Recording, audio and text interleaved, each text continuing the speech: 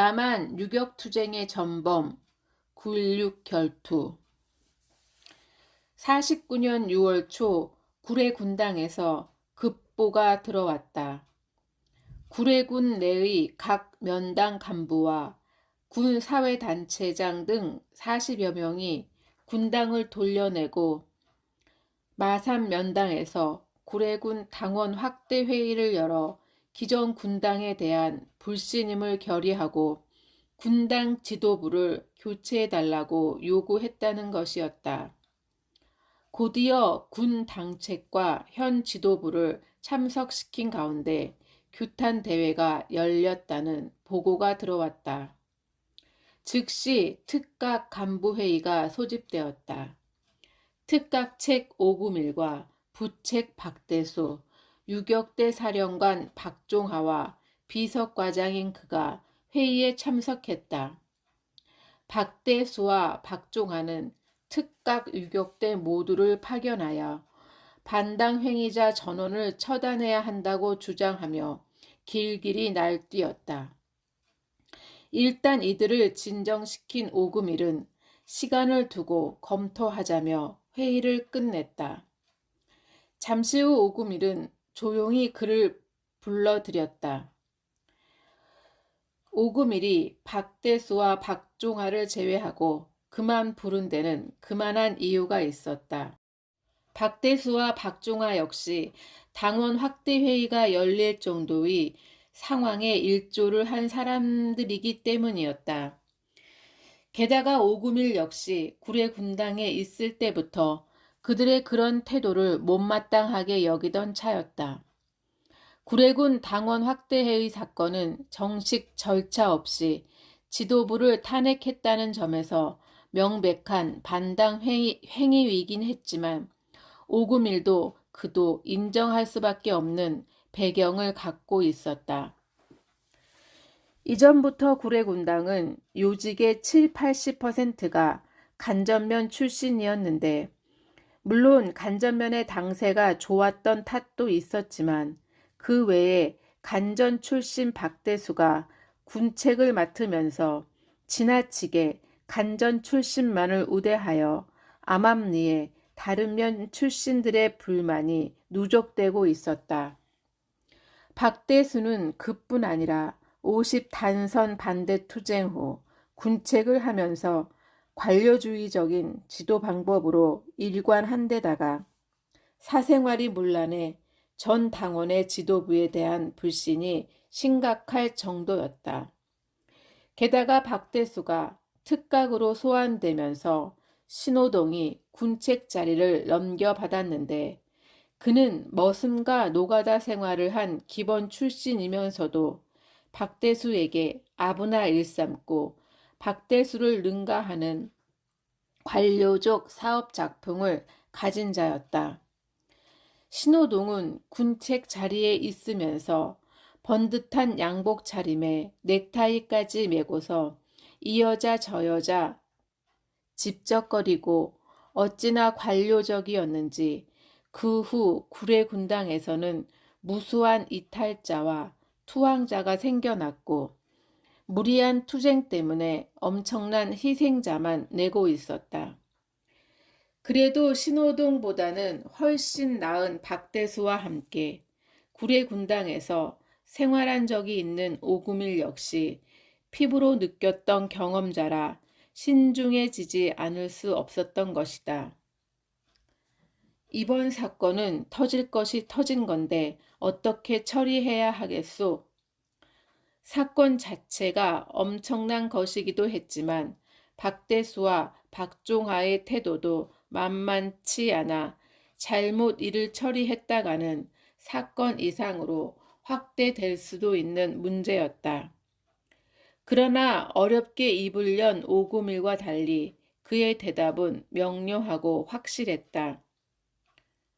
세 가지 원칙만 지키면 별일 없이 마무리 지을 수 있을 겁니다. 첫째, 이 사건에 박대수 동지와 박종하 동지를 절대로 개입시켜서는 안 됩니다. 둘째, 특각에서 적절한 인물을 선정하여 진상조사반을 파견하고 사건을 구체적으로 파악한 뒤 처리해야 하며, 셋째로 조사반원은 구례 출신이 아니어야 합니다. 제 생각으로는 정기석 동무 가로 열고 전 관양군 당책으로 당시 특각 인위과장 가로 닫고와 김채윤 동무 가로 열고 순천 사범 출신으로 전 광양군당 조직책 당시 특각 조직과장 가로 닫고가 가장 적절할 것 같습니다. 좋아. 당장 두 동무를 부르시오. 즉시 그 두 사람으로 조사반을 편성하여 파견했다. 일주일 후 그들은 장문의 보고서를 가지고 돌아왔다. 역시 그의 판단대로 두 사람은 구례군의 문제점을 매우 정확하게 바라보고 있었으며 구례군당의 관료화에 대해서 분개하고 있었다. 그들이 돌아온 직후 오금일은 박대수와 박종아를 제외한 간부회의를 소집했다. 모두가 구례군 당원 확대회의 사건은 반당적 행위가 아니라 올바른 당을 건설하기 위한 관료주의와의 투쟁이라는 것을 인정하지 않을 수 없었다. 곧이어 전체 간부회의가 열렸다. 두 조사위원회 보고가 끝나자 바로 조용식이 흥분한 기색으로 벌떡 일어났다. 이것은 반당적 행위가 아니라 반당적 행위에 대한 당원으로서의 정당한 투쟁입니다. 우리는 언제나 내부의 적이 가장 위험하다고 주장해 왔습니다. 무모한 투쟁이나 일삼고 개인의 쾌락이나 즐기는 관료주의야말로 당내 최대의 적이 아닙니까? 저는 오히려 이러한 관료주의와의 투쟁이 이제야 한꺼번에 터져나왔다는 점에서 구례군 당원 전원이 철저하게 비판받아야 한다고 생각합니다. 숨 돌릴 틈도 없이 모두 군당 지도부의 관료주의 비판을 하고 나서자 특히 박대수의 경우는 자기도 밀접하게 연관된 문제라 말 한마디 못하고 말았다. 결국 정기석을 수습 기간 동안에 임시 구례군 당책으로 내려보내고 비판 대상 간부 전원을 특각으로 소환하여 철저하게 자기 비판하도록 하는 것으로 구례군 당원 확대회의 사건은 막을 내렸다. 구례군당 문제가 해결된 며칠 뒤 4월 말에 곡송으로 파견했던 특별임무조가 곡송군에서 입산하여 도깨비 생활 가로 열고 당 조직과 연결되지 않은 개별적인 도피 생활 가로 닫고를 하고 있던 16명을 연결하여 지구당으로 돌아왔다. 곡성군의 좌익을 이끌던 사람은 정동하와 장중환이었는데 이들이 3당 합당 가로 열고 조선공산당, 인민당, 신민당이 남조선 노동당으로 통합된 사건 가로 닫고 장안파와 연결되어 통합을 거부하고 사로당으로 돌아서는 바람에 곡성군에는 남노당 조직이 전혀 없었다. 자체적으로 활동하던 이들은 여순 사건 이후 자익에 대한 탄압이 날로 악랄해지자 입산하여 남노당 조직과 선을 대지 못하고 쫓겨 다니다가 이 소식을 듣고 파견된 특별임무조와 연결된 것이었다. 특각에서는 사로당 계열인 이들에게 일단 자신들의 분파적 행위를 공개적으로 자아 비판하게 한 뒤 남노당 가입 절차를 밟도록 했다. 1949년 6월 25일 유혁우는 꼭 석 달간의 특각 생활을 마치고 곡성군 당책으로 임명된 김채윤 이하 새로 남노당에 가입한 16명의 동지들과 함께 곡성군당 조직부장의 임무를 띠고 용지동을 떠났다. 석 달에 지나지 않은 짧은 기간이었지만 이미 그는 처음 용지동에 발을 디딜 때의 그가 아니었다. 비서과장이란 임무를 맡으면서 그는 비로소 당이 무엇인가를, 혁명사업은 왜 당 조직이, 유동무 그동안 수고했소. 이번에 새로운 과업도 잘 수행해 내리라 믿소. 언제 끝날지는 모르지만 열심히 싸우다 보면 좋은 세상에서 만나게 될 날도 오지 않겠소? 잘 가시오. 곡성 생활이 시작되었다. 고향인 구례와 바로 맞닿은 곳이긴 했지만 구례 바깥을 나서본 적이 거의 없어 낯설기도 했고 지리산이나 백운산 같은 큰 산에서만 활동했던 터라 처음 며칠간 그는 정신을 차릴 수가 없었다. 큰 산이 없어 주변의 야산에 주로 틀을 잡고 살았는데 마을에 닭 우는 소리에 자다가도 놀라 깨기 일쑤였고 지서에서 보초 확인을 하느라 1보초, 2보초 하는 소리가 아니면 수행할 수 없는가를 또록또록하게 그리고 들려 조직원의 자기도 자세는 모르게 총을 어떠해야 잡는 손에 하는가를 힘이 배웠던 것이다. 쥐어지기도 했다. 그가 떠나기 전 곡성 오금일은 전체가 아쉬운 그렇게 얼굴로 그에게 악수를 자잘자잘한 청했다. 사람 소리가 들려올 처음처럼 정도의 여전히 힘없는 야산뿐이었다. 악수였지만 그는 그러니 오금일의 도정 따뜻한 정을 아지트를 느낄 수 가질 수도 있었다. 없어 그들은 이불 호청에 감이나 칡물을 들여 텐트를 새로 만들었다. 잠은 물론 식사까지도 텐트 안에서 해결하고 날만 새면 텐트를 뜯어 짊어진 채 적의 발길이 닿지 않은 곳을 골라 산상대기를 해야 했다. 그래도 죽으란 법은 없었는지 다행히 보급원은 좋아 식사 걱정은 없었다. 보급투쟁도 필요 없이 한두 명씩 공작조를 내려보내기만 하면 모든 물건을 입수할 수 있었다. 무장이라야 카빈과 M1이 각기 한 정씩밖에 없어서 보급투쟁까지 해야 했다면 버틸 수가 없었을 텐데 불행인지 다행인지 곡성은 남로당의 당 조직이 미치지 못했던 곳이라 다른 곳보다 탄압이 덜했고 그래서인지 군경의 탄압을 별로 겁내지 않고 자기들의 부족한 쌀을 덜어주는 사람들이 많았던 것이다. 그러던 어느 날이었다. 점심밥을 지어 먹고 있는데 정찰조가 한 노파를 데리고 왔다. 울퉁불퉁한 나무로 모양만 낸 지팡이를 짚고 간신히 서 있을 정도의 노인네였다. 나물 바구니를 들고 서성거리는 걸 데려왔다는 것이었다. 이리저리 캐물으니 염탐꾼은 아니었고 배를 골타 뭐 먹을 만한 것을 찾아 산으로 올라온 것이었다.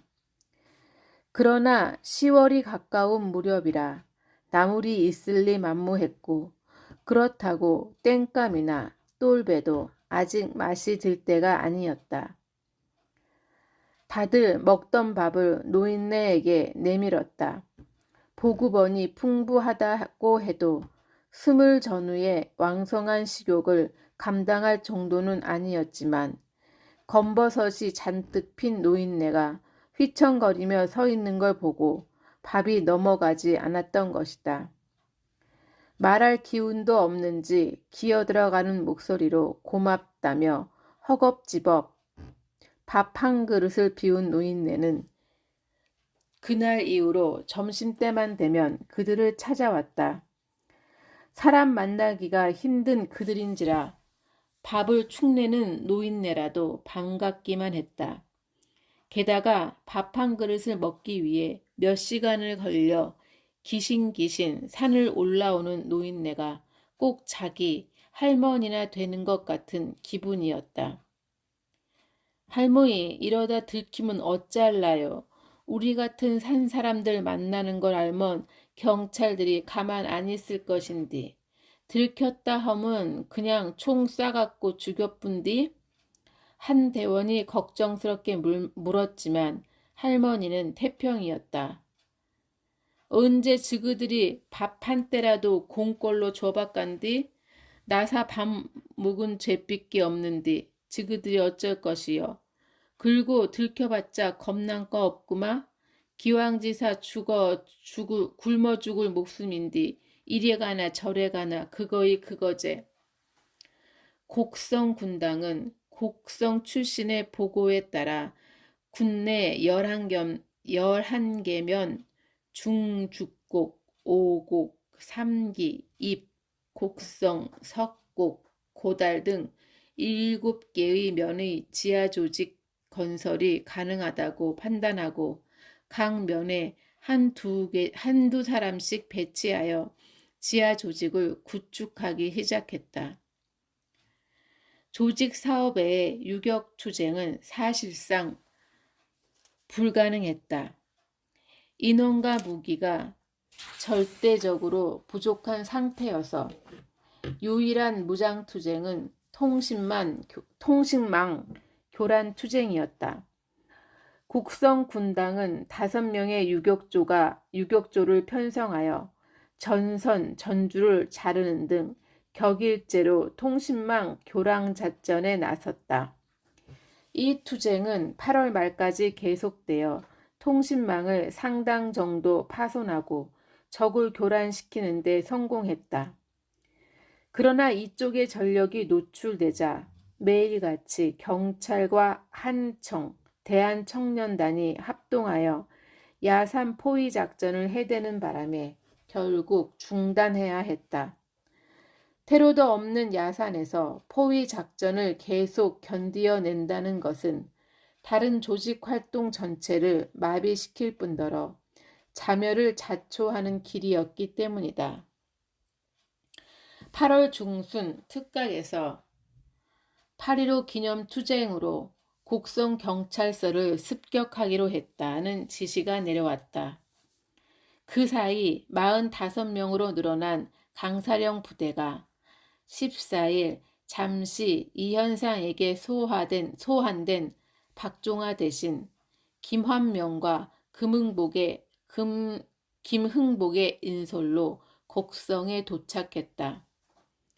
이들은 그날 밤에 일단 곡성읍의 지형을 정찰하고 난 뒤 15일 밤 곡성 경찰서를 습격했다. 각 면당에 파견되어 조직 사업을 수행하던 사람들을 급히 불러들여 지리에 밝은 그들을 앞장 세운 채 경찰서 습격 작전이 시작되었다. 그는 곡성 출신 5명을 데리고 현금 확보를 위해 경찰서에서 100여 미터 떨어진 금융조합을 치고 들어갔다. 총이라고는 그가 가진 카빈 한 자루뿐이라 그는 일행 중 가장 담이 크고 사격 솜씨가 좋은 농민 부장에게 총을 건네주고 앞장 세웠다. 2명의 숙직 직원이 조합을 지키고 있다가 순순히 문을 열어주었지만 문제는 금고 열쇠였다. 열쇠를 언제나 금융조합 이사가 갖고 다닌다는 것이었다. 그 혼자서 숙직 직원을 지키고 나머지 5명은 카빈 한 자루를 앞세워 금융조합 이사 집으로 달려갔다. 한참 후 그들은 이사 대신 곡성 경찰서 사찰과 형사 한 사람을 잡아왔다. 이사가 없어 온 집안을 샅샅이 뒤지다 벽장 안에서 그를 발견했다는 것이었다. 열쇠가 없으니 금고를 열 길이 없었다. 태각 신호를 기다리며 금고를 열려고 온갖 수를 다 써봐도 허사였다. 총을 몇 방 쏴봐도 금고는 끄덕없었다. 경찰서 쪽에서는 요란한 총소리와 함께 어지러운 불빛이 밤하늘을 날아다녔다. 이젠 생포한 형사를 처리하는 일이 문제였다. 곡성 출신의 기관원들은 서로 자기에게 처형권을 달라며 눈시울을 붉혔다. 여순 사건 이후 부모든 형제든 가족 한둘쯤이 군경에게 무참히 학살당한 사람들이었던 것이다.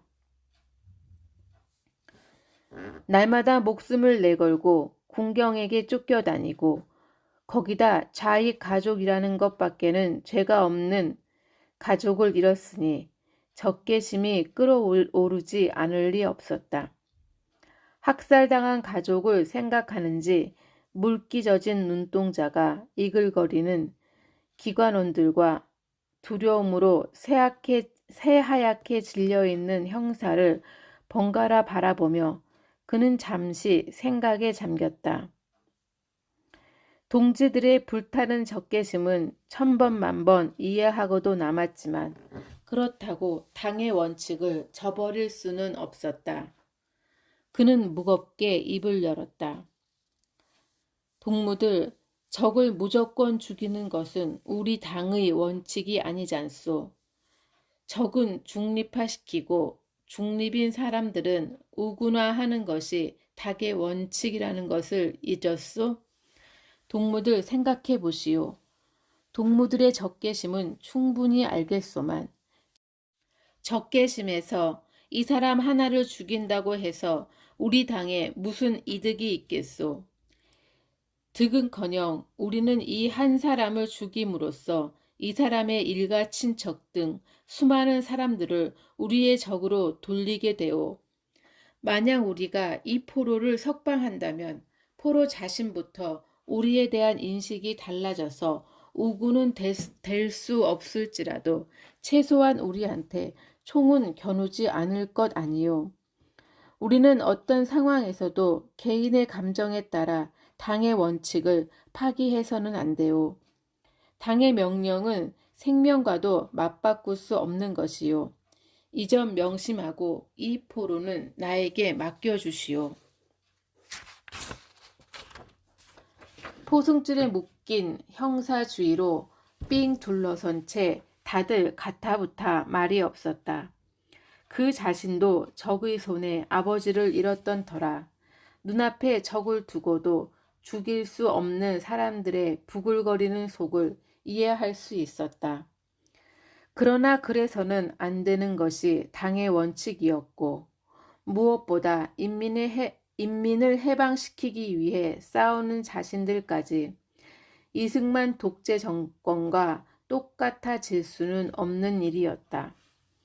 무장투쟁 과정에서야 피치 못하게 사람을 죽일 수도 있는 일이지만 포로까지 죽여서는 안 되었다. 오금일이나 박종화도 군인이든 경찰이든 포로는 반드시 교양시켜 돌려보내지 않던가. 아지트 부근까지 데리고 온 포로라 보내면 아지트가 발각될 위험을 감수하고서도 말이다.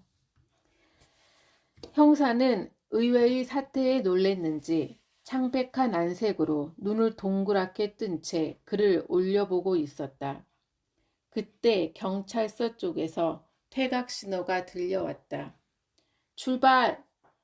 출발 명령을 내려놓고 대검으로 형사가 묶여있는 포승줄을 자른 뒤 그는 형사를 불렀다. 여보, 윤형사.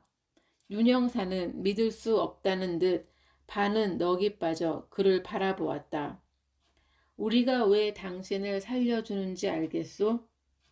우리를 실망시키지 말기 바라오. 다시 경찰을 해도 좋소. 단 인민의 편에 선 양심적인 경찰이 되어주오. 풀어주고 퇴각한 사람들에게야 금세 잊혀져 버릴 작은 사건이었지만 당사자인 윤 형사에게는 그렇지 않았던 모양이다. 그 후 곧바로 경찰을 그만둔 윤 형사는 수년이 지난 후 그가 병버속으로 나왔을 때 어찌어찌 수소문하여 구례로 그를 찾아왔다. 그는 윤 형사를 까맣게 잊었지만 윤영사는 생명의 은인이라며 그의 손을 잡고 놓을 줄을 몰랐다. 그가 생명보다 소중하게 지켰던 당의 원칙이 결국 옳았던 셈이고 그를 한 사람의 생명의 은인으로 만든 셈이었다. 어쨌든 곡성 군당은 완강한 저항 때문에 경찰서 정문도 넘지 못한 그날의 습격 투쟁 이후로 계속되는 토벌 작전에 시달리다 결국 백아산으로 거점을 옮겨야 했다. 백아산은 화순과 곡성 양 군계에 위치하고 있어 곡성 군 내 조직 사업을 수행하는 데는 지장이 많았지만 대신 양 군의 합동 작전이 없는 한 안전한 장소였다. 곡성에서 공격이 들어오면 능선만 넘어 화순으로 피하고 화순에서 공격이 들어오면 다시 능선을 넘어 곡성으로 피하고 숨바꼭질하듯 이리저리 피해 다니느라 시간이 흘렀다. 이렇게 하여 곡성 군당은 백아산에서 9.16 결투를 맞게 되었다. 9.16 결투란 조선민주주의 인민공화국 창립 1주년 기념투쟁으로 원학은 9월 9일을 기해 시작되어야 하는데 빨치산의 연락 조직이 취약하여 14일에야 특각으로부터 지시가 내려온 것이었다. 지시 내용은 모든 당세를 총동원하여 적의 거점을 공격해 치명적인 타격을 가하고 적의 후방과 교통통신망을 완전히 마비시키고 모든 선전력을 총동원하여 전체 인민이 반미 반제 반독재 투쟁을 더욱 격렬히 전개하도록 선전선동 사업을 적극적으로 펼치라는 것이었다. 9.16 결투 지시는 모든 투쟁을 삐라 공공장, 전신주 절단 공동주, 도로 파괴 공공곳 등 할당식으로 돼 있었다. 곡성 군당은 군학대 회의를 열어 지시문을 검토 분석하고 조정하여 군당의 역량에 맞는 투쟁 계획을 세웠다. 마음이야 지시한 그대로 아니 그 이상으로 해내고 싶었지만 사실 특각의 지시는 곡성 군당의 역량으로 죽었다 깨어나도 불가능한 것이었다. 6월 25일부터 조직 사업에 들어간 곡성 군당도 그 무렵에는 미연결자를 규합하여 전체 성원이 30여 명에 이르고 있었다. 그들의 역량을 기초로 곡성 군당은 철도 폭파 1개소, 국도 파괴 3개소, 전신주 절단 300주, 삐라와 벽보 각 1000매, 메가폰을 이용한 아지프로 각 면 10회씩 총 11개 면에 110회 등의 투쟁을 하기로 계획하고 일주일간 완수할 것을 목표로 투쟁에 떨쳐나섰다.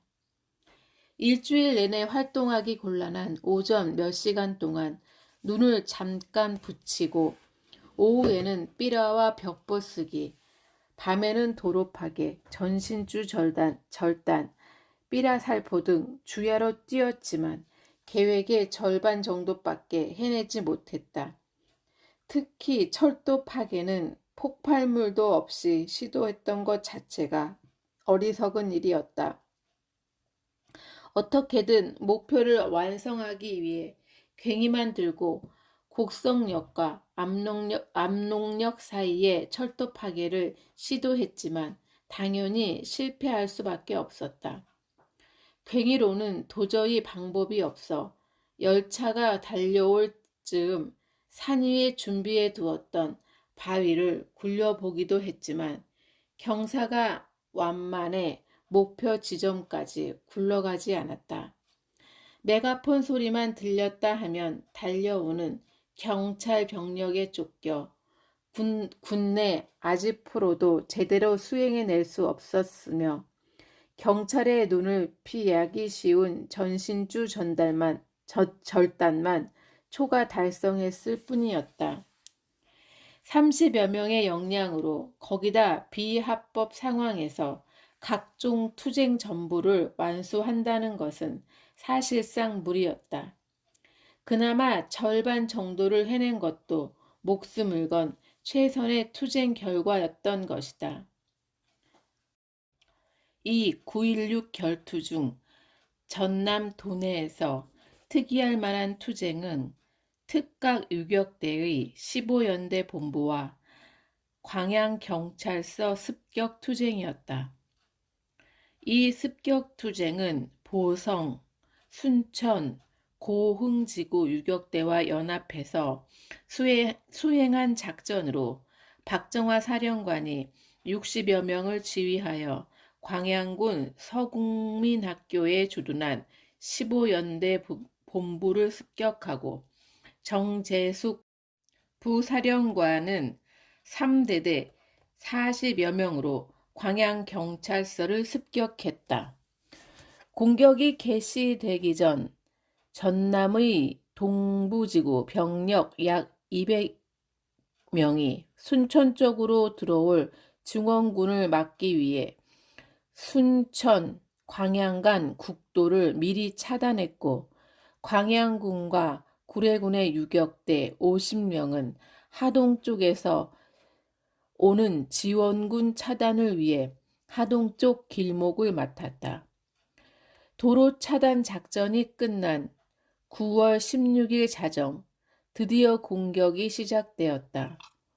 박종하는 예하부대 60여 명을 이끌고 연대 본부인 학교 전방 100m 기점에 도착하여 부대를 대기시키고 언제나 하던 대로 대대장 2명만을 데리고 학교로 접근했다. 의외로 경비가 소홀한 것을 확인한 박종하는 부대를 30m 전방까지 전진 배치시켜 놓고는 단독으로 초소로 다가가 일본 야쿠자가 쓰는 아이구치 단도를 던져 보초 6명을 단숨에 쓰러뜨렸다.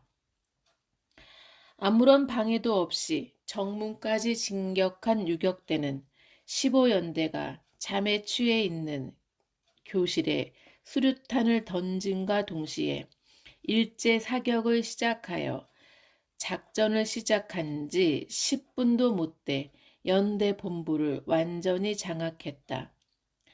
이날 전투에서 빨치산들은 포로 700명, M1 등 1천여 정의 소총, 각종 기관총 30정, 박격포 6문, 기타 피복류 등 엄청난 전리품을 얻었다. 남한 유격 투쟁사에 영원히 남을 최고의 전과였다. 한편 경찰서를 공격했던 나사령은 점령은 못하고 봉쇄만 하고 있다가 박종화 부대의 전리품 운반이 끝나고 동이틀 무렵에야 철수를 시작했다.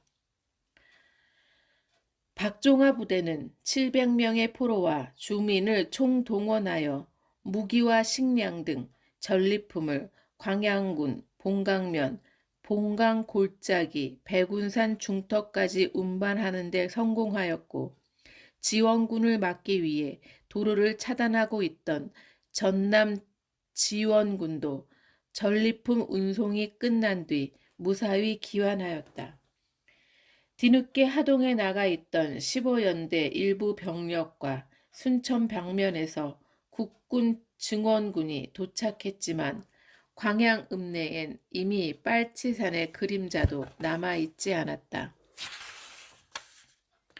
광야읍에서 4km 떨어진 봉강면 입구에 집결하여 전리품 운반이 끝나기를 기다리던 전남 지원군과 박종화 부대는 그곳까지 추격해온 증원군과 또 한 차례 격돌했다.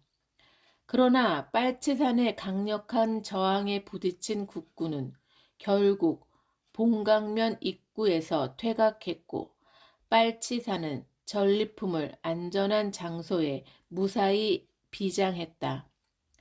비장을 끝낸 박종환은 25명의 정예만을 김환명에게 맡긴 후 자신은 나머지 부대를 이끌고 11일 자정 무렵 백운산을 빠져나갔다.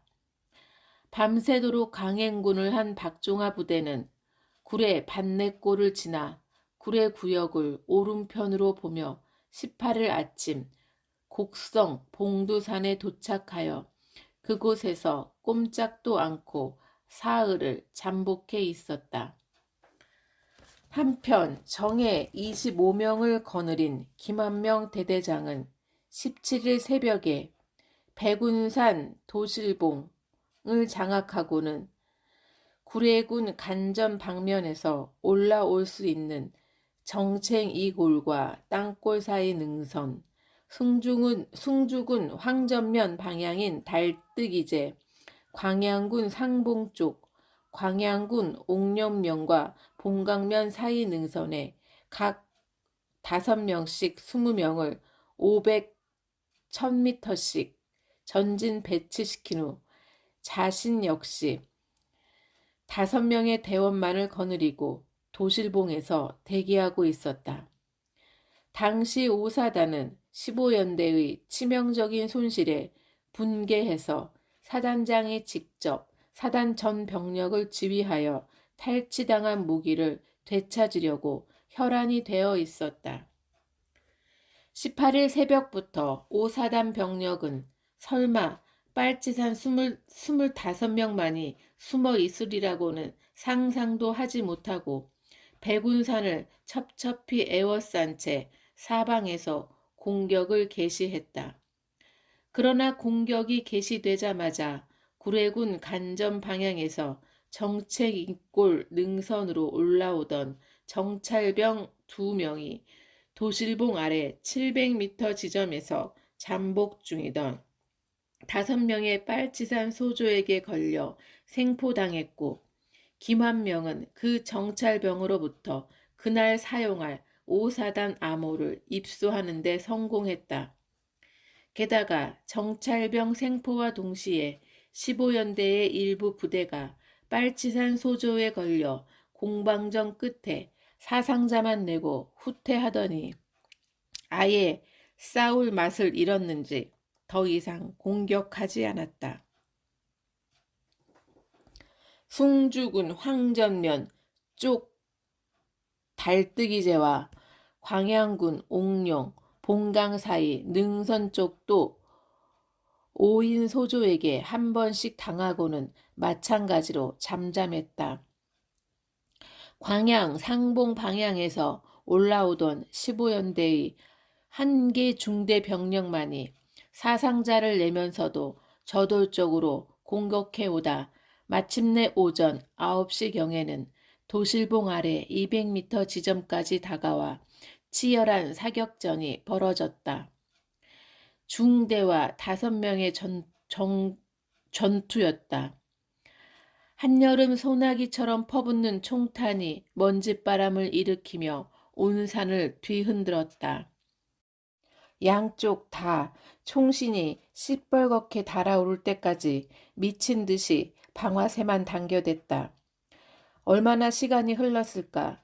돌연 김환명이 빼꼼한 틈도 없이 날아오는 총탄을 뚫고 도실봉 최정상의 큰 바위로 훌쩍 뛰어올랐다.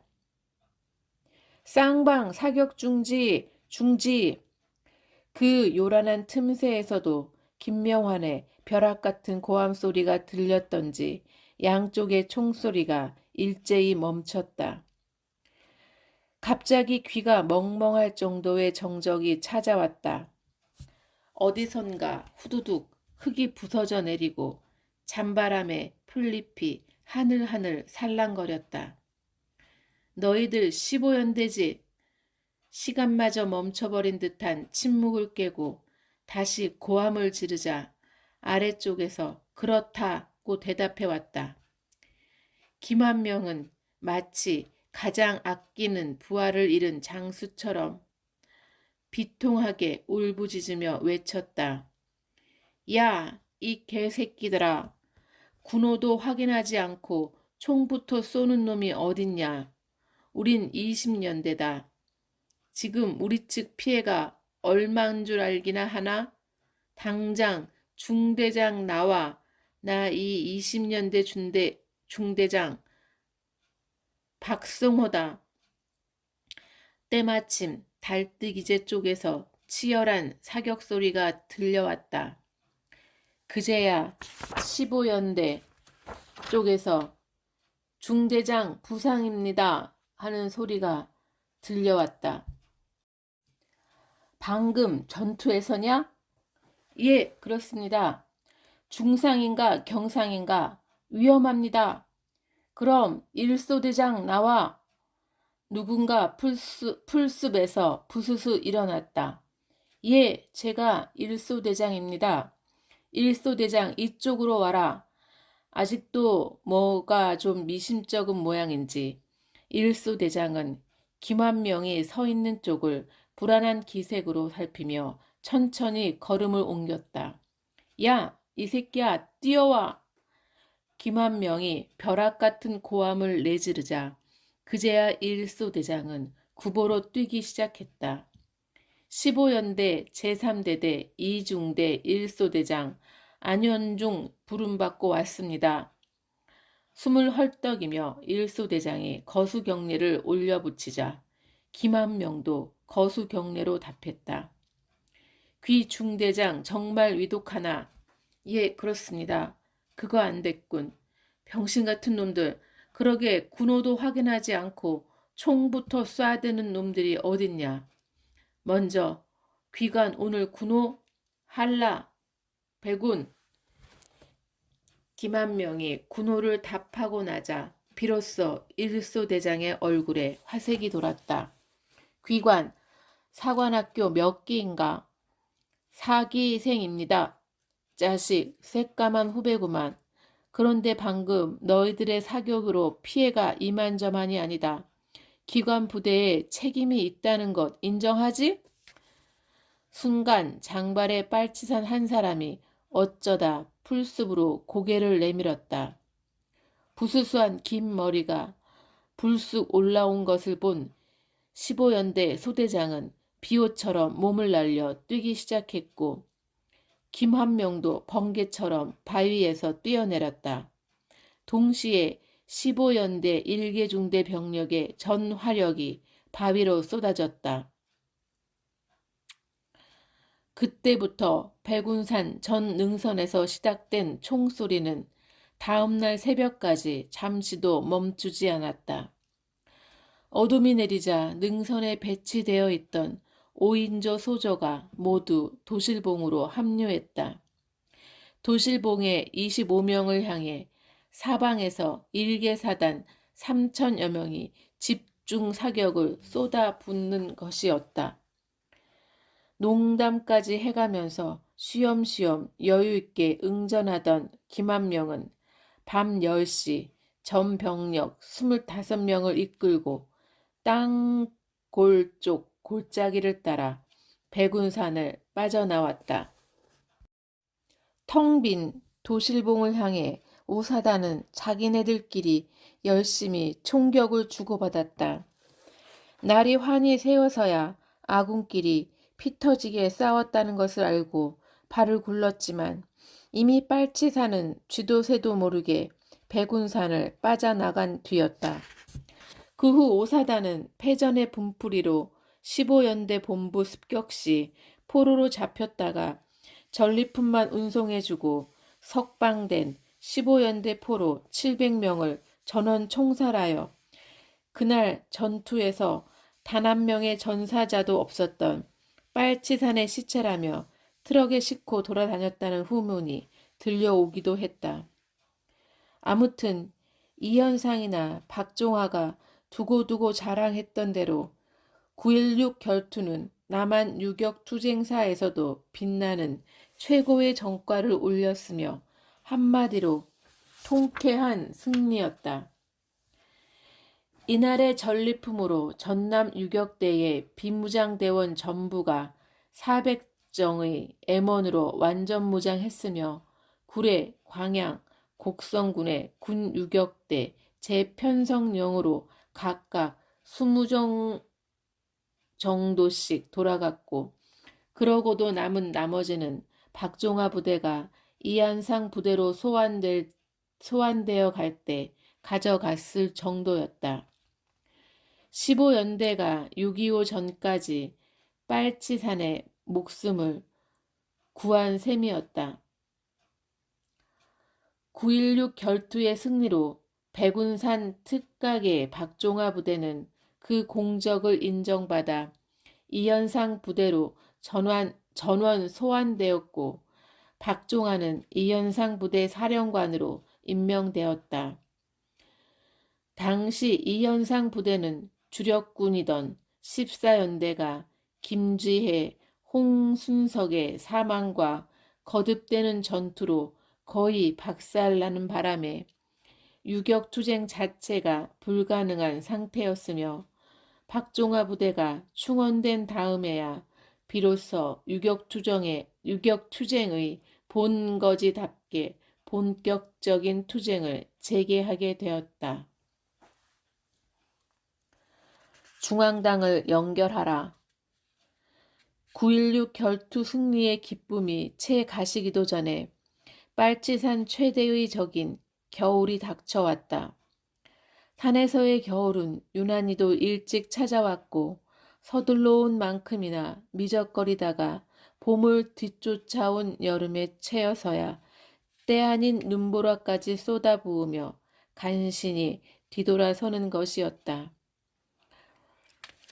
애절한 그리움도 시간이 흐르면 익숙해지고, 아무리 미운 사람도 자주 보면 정이 붙는 법이니, 벌써 3번째 맞는 겨울이면 면역이 생길 법도 하련만 두려운 것 하나 없는 빨치산에게도 이 겨울만은 여전히 두렵고 무서운 존재였다. 게다가 9.16 결투 이래 대대적인 토벌 작전이 개시되어 어디 한 군데 진드기 엉덩이를 붙이고 앉아 있을 수도 없는 상황이었다. 산에서 겨울을 나는 동안은 추위와 토벌대의 추적에 전멸이나 당하지 않으면 감지덕지해야 할 판이었다. 유혁우는 국리 끝에 전남 쪽과 달리 탄압이 극심하지 않은 전북 쪽의 민가를 확보하여 겨울을 나기로 하고, 곡성군과 인접한 남원군의 대강면과 순창면의 풍산면 등지를 돌아다니며 거점 구축 사업을 서둘렀다. 그러던 11월 23일 특각에서 소환장이 날아왔다. 추진 중이던 사업 전체를 군당책 김채윤에게 인계하고 그는 백운산으로 달려갔다. 불과 5달 사이에 백운산도 많이 변해 있었다. 유격대 지구사령부도 9.16 결투 이후 이현상 부대로 소환되어 가고, 특각은 전남 도당으로 책임부서가 이관된 상태였다. 여순 반란 후 반란지구의 특수성을 감안하여 특각의 지휘권을 이현상에게 넘긴 것인데, 이 문제로 당시 전남 도당에서 불만이 많았던 것이다. 특각 재편 무렵 전남의 당조직은 크게 셋으로 분할되어 있었다. 하나는 도당 직속의 담양, 장성, 나주, 영광, 광산의 당조직으로 흔히 광주지구당이라고 불렸다. 장홍 유치산에 위치한 전남 남서부의 해남, 강진, 완도, 진도 등지의 당 조직은 철성이라 했으며, 백운산 특수지구당은 암성이라 하여 예전의 특각 그대로이되 다만 전남도당의 관할로 바뀌었다. 암성은 다시 순천, 고흥, 보성을 관장하는 오성지구당과 구례, 곡성, 광양, 여수를 관장하는 육성 지구당으로 나뉘었다. 백운산 육성에서 통보리만 삶은 저녁 한 끼를 대접받고 그는 연락원을 따라 용계산에 있다는 암성 아지트를 향해 밤길을 나섰다. 새벽녘에야 도착한 그를 향해 반갑게 달려오는 사람은 바로 오금일이었다. 이렇게 다시 만나 일하게 돼서 정말 반갑소. 그동안 수고하셨소. 유동무를 암성 정복과정으로 임명했으니 다시 한번 잘해봅시다. 그와 오금일의 인연도 꽤 끈질긴 편이었다. 인연이라기보다는 그에 대한 오금일의 호의라는 편이 더 정확할지도 몰랐다. 자리를 옮길 때마다 오금일은 그를 불러들였고 그 역시 오금일과 함께 일하는 것이 즐거웠다. 특각 조직이 그대로 육성으로 재편되어 암성 관할로 들어간 모양인지 초기에 활동했던 그리운 얼굴들이 모두 그를 반겼다. 오금일의 말에 따르면 백운산 특각은 유격대와 당 활동에 대한 지도가 이현상과 전남 도당으로 분리된 상태라 통일적으로 활동하기가 어려웠고 거기다 특각 성원 전부가 이현상을 전적으로 따르던 사람들이라 이런저런 까닭으로 전남 도당에서 마땅찮아 했다고 한다. 그러던 판에 특각 유격대가 9.16 결투 이후 지르산으로 소환되어 가고 반란의 시기도 오래 계속되어 반란지구에 대한 특별한 정책이 별 필요 없는 시점이라 특각을 해체한 것이다. 그러나 비합 시기인데다 거리가 멀어 전남 도당이 전남 전 지역을 지도하기 어려운 탓에 도당 산하에 암성, 암성 산하에 오성과 육성을 두어 도당의 지도를 효율적으로 수행할 수 있도록 했다. 그에게 맡겨진 첫 임무는 장흥군 유치산에 있는 도당 본부를 안전하게 백운산으로 이전시키는 것이었다. 유격대가 전멸하다시피 해 무장투쟁이 거의 불가능한 상태로 야산인 유치산에서 나날이 악랄해지는 토벌을 견딘다는 것은 죽음을 자초하는 길이라 판단하고 산세가 좋은 백운산으로 옮긴다는 것이 백운산 이동작전이었다. 이동작전은 도당 핵심 간부들의 생사가 달린 일이었다. 그가 조금만 방심했다가는 전남 도당이 최후를 맞을 판이었다. 말이 정복과장이지 과원 한 명도 없어 모든 일을 그 혼자 계획하고 실행해야 했다. 당시 전남 도당은 9.16 결투 이후 보복적으로 밀어닥친 가혹한 토벌 작전과 11월의 공세에 밀려 전남 유격대 총사령관 최현이 전사하는 등 치명적인 상처를 입고 조직이 거의 박살난 상태였다. 국군에게 사살된 최현의 참혹한 시체가 광주 역전에 내걸린 것도 그 무렵이었다. 이승만 정부의 토벌 작전은 날이 갈수록 기세 등등해졌고 토벌 작전에 참가하는 군경의 수도 나날이 증가했다. 빨치산은 계속되는 전투와 기아 속에서 마지막 고비를 맞이하고 있는 셈이었다. 유치산에서 백운산까지는 하룻밤 만에 이동이 불가능한 거리여서 그는 우선 조계산과 용계산 중간 지점에 비트를 파기로 하고 도당 기관원들이 백운산에 도착하여 거쳐 할 아지트부터 만들기 시작했다. 문제는 비트 작업이었다.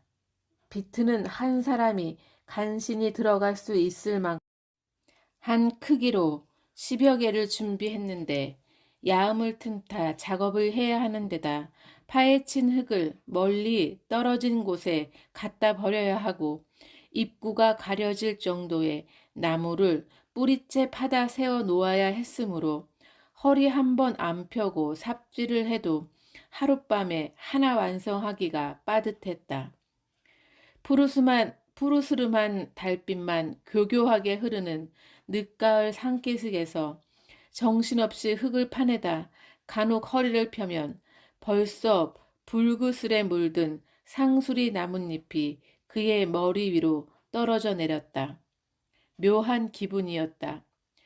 푸르스름한 어둠이 두려워 머리카락이 쭈뼛쭈뼛 곤두서는 것 같기도 하고 스스로의 일에 대한 만족감 때문인지 가슴이 후끈 더워지는 것 같기도 했다. 오구밀이 언젠가 그에게 했던 말이 떠올랐다. 당원의 행동거지 하나하나가 혁명을 앞당기기도 하고 망치기도 한다. 옳은 말이었다. 이 민족의 혁명을 담당할 전체 당을 놓고 보자면 그는 한낱 미미한 존재인지도 몰랐다. 그러나 조직이란 그런 미미한 개인의 힘을 모아 각 개인으로서는 상상도 할 수 없는 엄청난 힘을 발휘하는 것이다. 스산한 가을밤에 홀로 산기슭을 파헤치는 그의 노동은 바로 혁명을 앞당기는 힘찬 발걸음이었다. 자신에게 맡겨진 일을 혁명의 대의와 분리시켜 개인적인 일로 치부하고 대충대충 넘기는 것은 혁명을 좀 먹는 행위였다. 연락 요원이 제대로 시간을 지키지 못했을 경우 연결하기로 했던 동지가 위험해지는 것은 물론이고 그 사소한 한 가지 원칙을 파기한 것이 어떤 결과를 초래할지는 아무도 모르는 일이었다. 혁명 사업에서는 아무리 작은 원칙일지라도 그것을 생명으로 알고 지키는 것만큼 중요한 일도 없었다.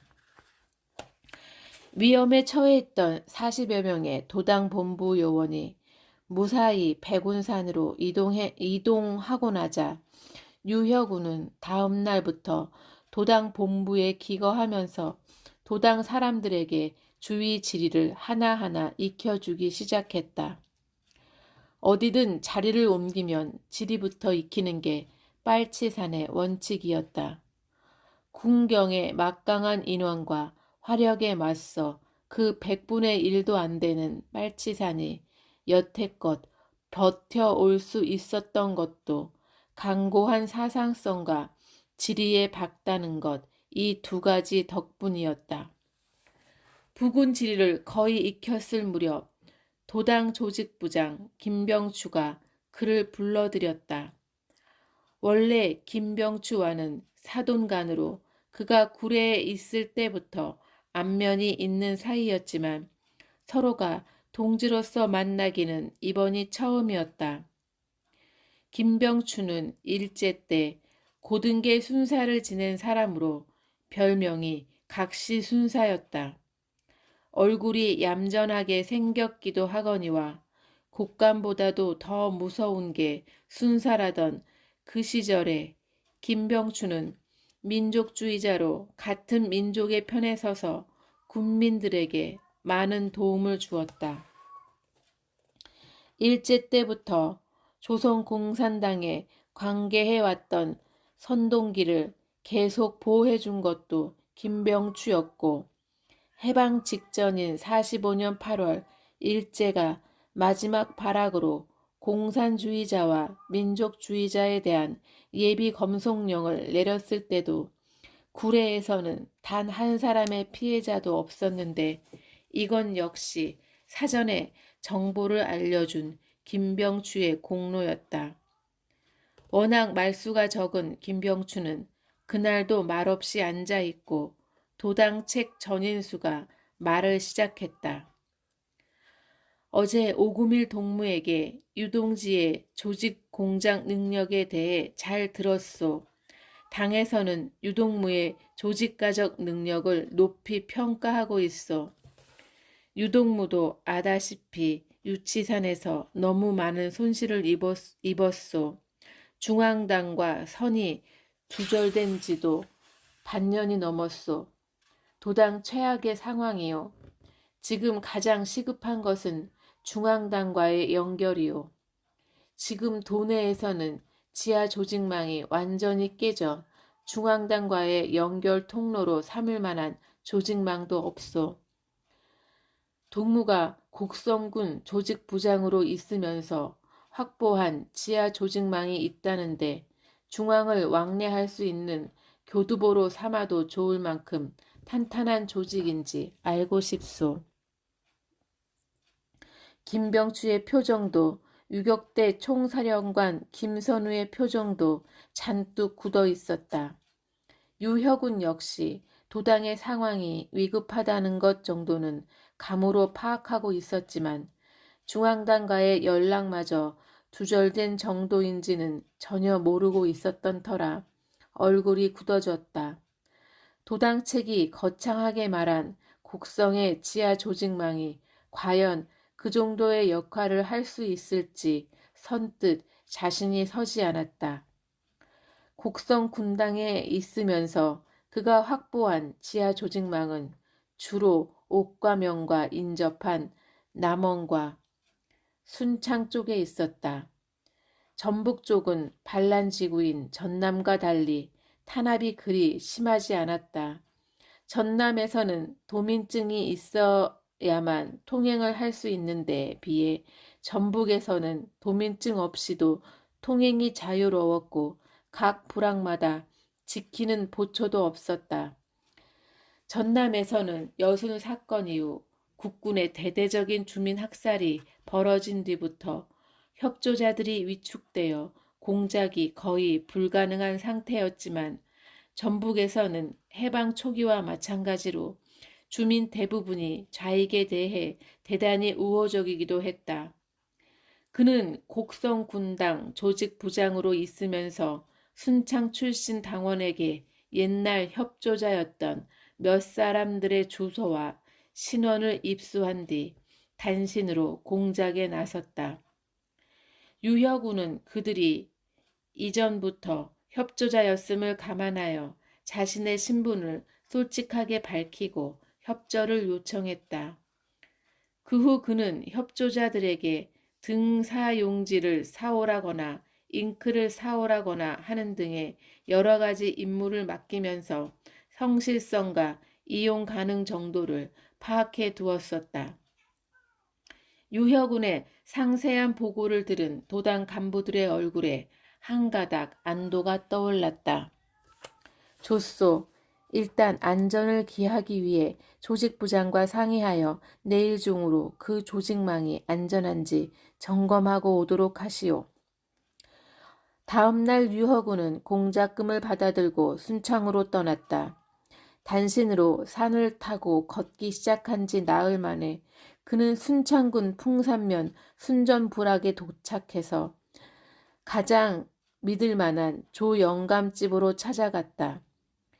조영감은 구장으로 살림도 괜찮고 근방에서는 행세 깨나 하는 동네 유지여서 친척이라 하고 며칠씩 머물러도 의심하는 사람이 없었다. 하루를 보내며 살핀 결과 동네 사정이 예전과 변함없고 조영감 역시 현신적임을 확인한 그는 조영감이 준비한 한복으로 갈아입고 남원군 대강면 생솔리의 조직까지 점검하고 다시 조영감 집으로 돌아왔다. 며칠 머물면서 할 일이 제법 많았다. 조영감 집에서 소죽도 써주고 논에 거름도 내면서 허대한 일을 해주는 동안 그는 조영감을 전주로 보내 도당에서 자금으로 사용하라며 현금 대신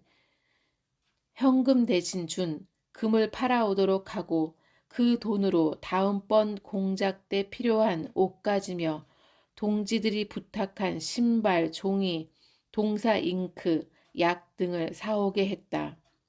산생활이라 보급투쟁을 한다고는 하지만 언제나 물자가 부족하기 마련이고 지하 공작을 나가는 경우가 흔치 않았으므로 누가 밖에 나간다는 말이 들리면 모두 몰려와 이것저것 사다 달라는 부탁이 쏟아졌다. 이번에도 예외는 아니어서 빈손으로 왔던 그는 약품이다 신발이다 동지들에게 나눠줄 선물을 한 보따리 지고 돌아왔다. 다녀온 경위를 보고하자 즉시 중앙당 연락책 소성대와 함께 떠났다가 소동무가 중앙당을 방문하고 돌아오길 기다려 함께 들어오라는 지시가 내려왔다. 엉덩이를 붙일 짬도 없이 다시 왔던 길을 되짚어 소성대와 순창 조영감집에 도착한 그는 조영감을 시켜 소성대를 전주까지 무사히 안내하도록 했다. 소성대가 돌아오기를 기다리는 동안 그는 몇 년 만에 처음으로 푹 쉴 수 있었다. 조영감 집안일이나 도와주려고 해도 한겨울이라 쇠죽 쓰는 일 외엔 별다른 일거리가 없었다. 뜨뜻한 아랫목에서 비록 보리밥이나마 끼니마다 한 그릇을 비우면 등 따시고 배부르고 세상 부러울 게 없었다. 몸이 편해지니 가족들 생각이 났다. 아버지도 없는 구차한 살림을 어머니 혼자 어떻게 꾸려가고 있을까? 혼례식만 올린 채 버려두고 떠나온 그 여자는 어떻게 지내고 있을까? 그 여자에 대한 사랑이 생겼다거나 세월이 그만치 흘렀으니 웬만하면 포기하고 내 여자로 받아들이겠다거나 하는 감정은 전혀 없었음에도 불구하고 세상에 대한 그리움 탓일까? 기억조차 희미한 여자의 얼굴이 어슴풀에 떠올랐다. 남녘으로 향한 툇말 위에 나와 앉아 서서히 서쪽으로 기울어가는 태양빛을 쬐고 앉아 있으면 엊그제 산에서 있었던 일이 모두 꿈만 같았다. 해방된 지 벌써 4년이 지났다. 비합으로 쫓겨 입산한 지도 만 2년이 지나고 있었다. 그러고 보면 남로당에 입당한 이래로 그는 계속 앞만 쳐다보며 달려왔다. 어떻게 여기까지 달려왔는지 스스로도 믿기지 않을 정도였다. 3년을 한 걸음에 휙 지나쳐 온 것 같기도 하고 어떻게 생각하면 이전의 전 생애를 다 합친 것보다 더 중요한 사건들이 너무나 많아 그 3년이 까마득한 옛날 같기도 했다. 혁명이란 어쩌면 삶의 농축액이나 엑기스 같은 것인지도 몰랐다. 1950년에 새해가 밝았다. 이제 그도 23살이었다. 비록 갓 20을 넘긴 어린 나이였지만 그는 기억도 할 수 없을 만큼 짧고 길었던 지난 3년간 역사라는 거대한 물결의 주변에 있는 다른 사람들보다 훨씬 더 격렬하고 풍부한 삶의 체험을 했으며 그 체험을 통해 나이와는 관계없이 성숙한 인간으로 변해 있었다. 출발한 지 열흘쯤 지난 1950년 1월 5일 무렵 소성대가 낙담한 표정으로 돌아왔다. 중앙당이 완전히 파괴됐소. 도저히 선을 댈 수가 없을 정도였소. 참담한 소식이었다. 중앙당까지 파괴됐다면 전 조직이 비합으로 움직인다는 얘기였다. 대대적인 탄압 속에서 비합 활동으로 얼마나 언제까지 어떻게 버텨야 한다는 것인가. 내일 모레 해방이 이루어질 거라고 믿었던 것은 아니지만 중앙당까지 완전히 파괴되었다는 말에 눈앞이 캄캄해졌다. 소성대의 보고를 받은 도당 간부들의 표정 역시 그와 다를 바 없었다. 유동무, 동무가 직접 서울에 다녀와 줄 수 있겠소? 조직부장 김병추의 물음에 고개를 끄덕이긴 했지만 서울과 전혀 연이 없던 그가 서울에 간다고 해서 무슨 뾰족한 수가 생길 리도 만무했다. 그에게 서울에 다녀오라던 김병추가 도당책 트에서 그를 불렀다. 그가 도당책 트로 들어서자마자 취사반원이 웬 술병 하나를 들고 찾아왔다. 이게 뭐요? 예, 보투 나갔던 동지들이 가져온 짐 중에 이게 한 병 섞여 있었습니다. 참으로 오랜만에 보는 소주였다. 그래요? 이거 참 잘됐구만. 입산한 뒤로 술이란 구경 한번 해보지도 못한 터였다. 다른 동무들이라고 다를 리 없었다. 빨치산 생활은 순간순간이 생명과 직결된 긴장의 연속이라 술을 먹는다는 건 자기 생명을 내던지는 것과 똑같은 얘기였다. 14연대의 탁월한 지휘자 김지혜가 어이없이 목숨을 잃은 것도 술 탓이었다. 어쩌다 짐에 끼어온 술 한 병을 자기들이라고 먹고 싶지 않을 리 없건만 도당책에게로 보낸 하부원들의 정성에 감격했는지 다들 술 한 병을 앞에 놓고 묵묵히 말이 없었다. 유동무 술 마실 줄 알겠지? 자, 조직부장이랑 한잔 합시다. 이 술은 유동무의 새로운 임무를 축하하는 뜻에서 동지들이 바친 겁니다. 그도 한때는 20도 안 된 나이에 술에 취해 몇 개월을 보내기도 했었다. 술 맛을 모를 리 없었다. 술을 마시기로 작정만 했으면야 산생활이 아무리 힘들다고 한들 그동안 술 한 병 구하지 못했을 리도 없었다.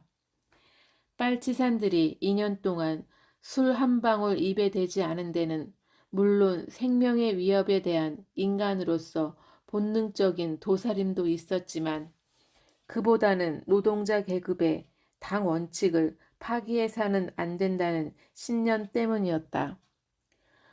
어쨌거나 오랜만에 술 한 잔을 앞에 놓고 보니 술맛보다도 지나온 세월에 대한 감회가 더 새로웠다. 잠시 후 한 여성 동무가 휘장을 들치고 트 안으로 들어섰다. 부름받고 왔습니다. 이리 앉아요, 이성애 동무. 이성애라고 불린 여자는 눈이 휘둥그레질 정도의 미인이었다. 거친 산 생활에도 불구하고 맑고 깨끗한 피부며 척 보기에도 인텔리로 고생 없이 곱게 자란 처녀 같았다. 도당책 전인수는 그를 돌아보며 싱긋 웃었다. 이봐 유동지, 이 색시 예쁘지? 예, 그렇습니다. 대답을 해놓고 보니 쑥스러워서 그는 얼굴을 붉히며 고개를 수그리고 말았다. 그럼 내가 두 사람을 부부로 만들어 주어도 불평 없겠지? 무한한 생각도 있고 그는 번쩍 고개를 들었다. 전인수는 여전히 빙글빙글 웃고 있었다. 당에서 그가 결혼한 사실을 모를 리 없을 텐데. 하지만 저는 결혼한 사람입니다. 그래? 결혼을 했다고? 언제? 예, 집안이 봉건적이라 어려서 강제로 하게 됐습니다. 그랬었나? 불행한 일이군. 하지만 당에서 필요하여 저 색시와 결혼하라면 어떻게 하겠나? 예, 결혼하겠습니다. 그런데 저에게는 좀 과분한 색시인 것 같습니다. 이성애가 고개를 숙인 채 하얀 이빨을 가지런히 드러내며 살짝 웃음을 빼물었다. 이거 유동무가 너무 좋아하는 것 같은데? 우스갯소리를 잘 하지도 못하는 조직부장도 한마디 하고는 그를 놀리듯 싱긋이 웃다가 정색을 하고 다시 말을 시작했다. 실은 다시 중앙당과 연결을 시도하려 하오. 중앙당과의 옛날 선은 이미 끊겼으니 서울시당이나 서울의 하부 조직이라도 연결해 거기서부터 중앙당을 찾아가 보는 수밖에 없지 않겠소? 이번 일을 해낼 사람은 이성의 동무밖에 없소. 이 동무는 서울 출신이고 서울에서 대학까지 나왔으니 서울시당과 연결할 방법을 찾을 수 있을게요. 이 동무를 혼자 보낼 수가 없어 안전하게 유동무와 부부로 위장을 시키려는 것이요. 그래야 이 동무가 서울에서 활동하기가 편할 것이요. 조직부장의 말에 끝나자 도당책이 고개를 끄덕이며 말을 받았다. 좋아요. 지금으로서는 그것이 최후의 방법이요. 어떻소 이동무, 유동무, 자신 있소? 서울까지 무사하게 안내하는 것이라면 자신 있습니다. 좋소. 부부로 위장해 이성의 동무의 신변을 보호해 주는 것이 바로 유동무의 임무요.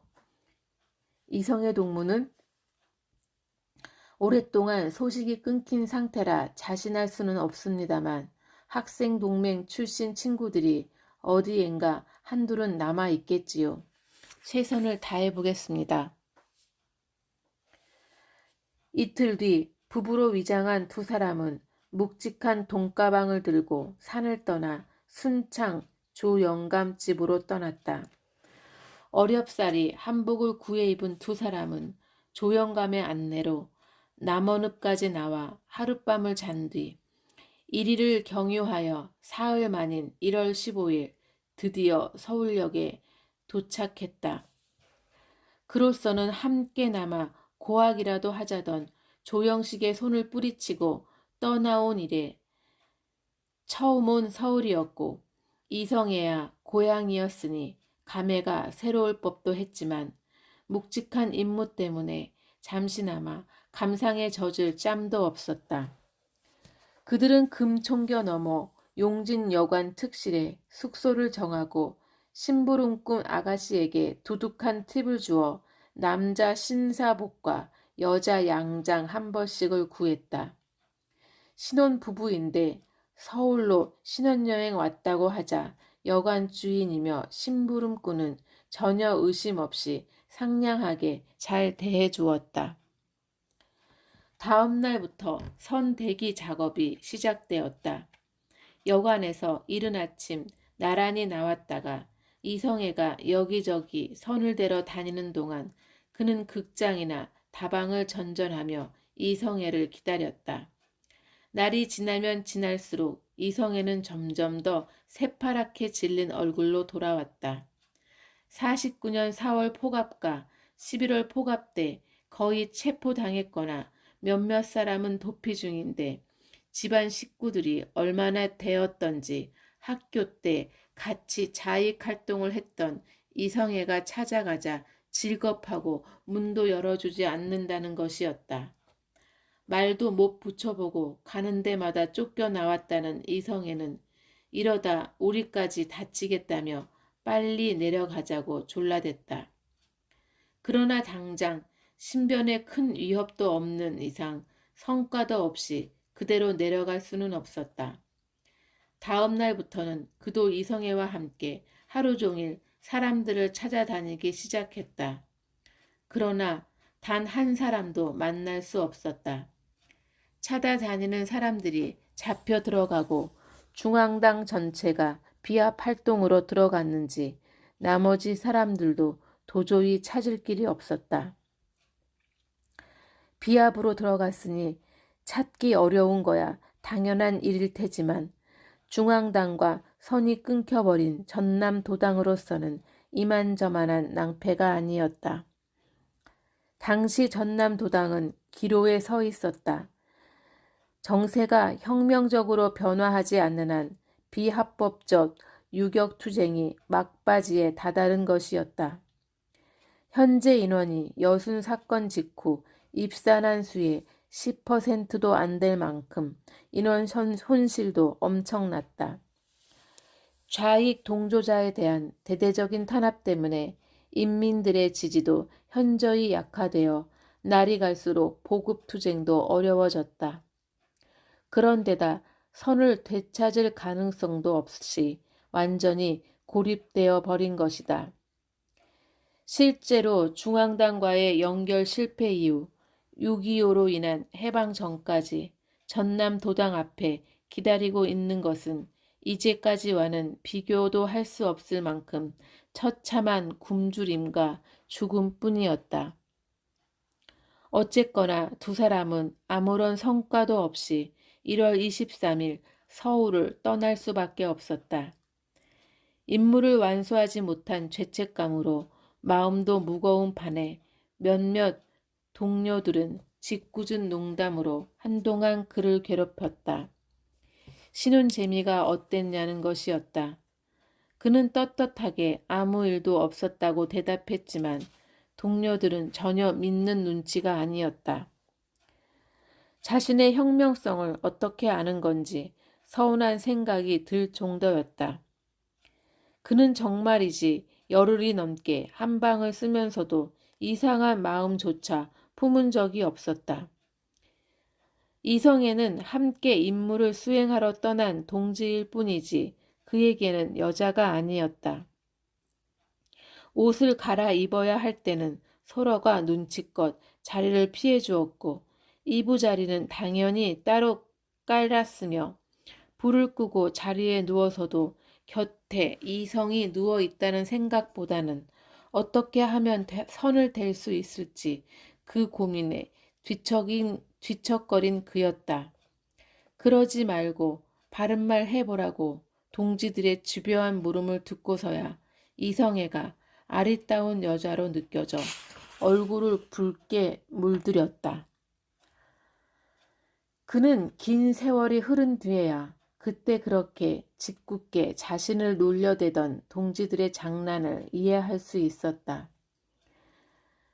그리고 그때의 자신이 보통의 상식으로는 이상하리만치 순수했음도 한창 나이에 젊은 여자와 며칠 밤을 보내면서도 여자 때문에 가슴 졸이기보다는 맡은 임무에 가슴 졸이던 그 시절은 얼마나 인간적이고 아름다웠는지